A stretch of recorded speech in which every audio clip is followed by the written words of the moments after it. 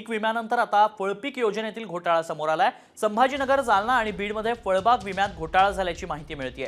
लागवड झालेल्या क्षेत्राच्या 3 पट अधिकचं क्षेत्र दाखवत बोगस विमा उतरवण्यात आलाय आणि त्यामुळे या 3 जिल्ह्यात भरलेले 12,315 बोगस फळबाग धारकांचे विमा अर्ज अपात्र ठरवले जात आहेत।